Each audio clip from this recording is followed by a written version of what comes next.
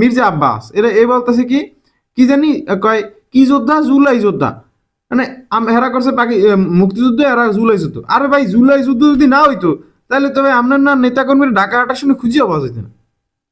আপনারা যে কি যুদ্ধ করছেন হ্যাঁ আমরা দেখছি না।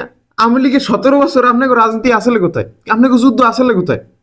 পোলাপানে আপনাকে মুক্ত করে দিয়েছে। আপনারা ওই যে মইনুল হোসেন রোডের সামনে একটা বালি ট্রাক চলে, এই বালি ট্রাকটা আপনারা সরাইতে পারলেন, এই হচ্ছে আপনাকে রাজনীতি।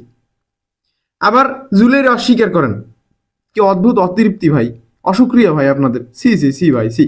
ফাইনালি এখন বলতেই হচ্ছে যে ভাই বিএনপি এখনো চাইতেছে সেই পুরনো ধারা রাজনীতি করবে। আওয়ামী লীগ যেমনি যেমনি করে দেশে মানুষের সাথে মানে নৃশংসতা চালাইছে, আবার ওনারা যে 1 থেকে 5 সালের মধ্যে যে নৃশংস নির্মম মানুষের সাথে যে দুর্নীতি করছে, চাঁদাবাজি করছে, লুণ্ঠন করছে, এই ধরনের আবার সেই পুরনো ধারা রাজনীতি করবে, এই চিন্তা ভাবনা করতেছে। অথচ আপনার এরা এটা ভুলে গেছে যে দেশের মানুষ আপডেট হয়েছে, স্মার্ট হয়েছে, এখন ডিজিটাল দুনিয়া ভাই। একটা কিছু ঘটার আগে এটা ভাইরাল হয়েছে, এখন নেতাকর্মীরা কেউ জানেও না।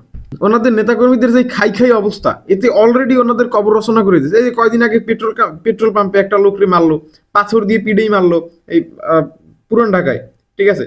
তারপর সেদিন আমার বাড়ির সামনে এক লোক আইসে কইতেছে, কয় ভাই সেদিন শুনি বাজারের দোকান দিয়ে নাকি 200-400 বলে চান্দা উঠে। আমি হুন্যা ভাই কমায় চলে গেছি, আমি আমার হোক জীবদ্দশায় আওয়ামী লীগের আমলে শুনি নাই যে এরকমের চান্দা বান্দা উঠায়। শিবিরের বট বাহিনী সারাদিন বলে, ভাই শিবিরের বটেরা সারাদিন অনলাইনে অ্যাক্টিভ থাকে, আপনাকে একটা পোস্টে যাই আপনাকে নিজেদের রিয়েক্ট খুঁজে পাওয়া যায় না। পরে আপনারা কি করেন, ওই ভিয়েতনাম দিয়ে রিয়েক্টর কেনেন। কয়দিন আগে পিনাকি ভট্টাচার্য ওনার ভিডিওতে দেখাইছিল।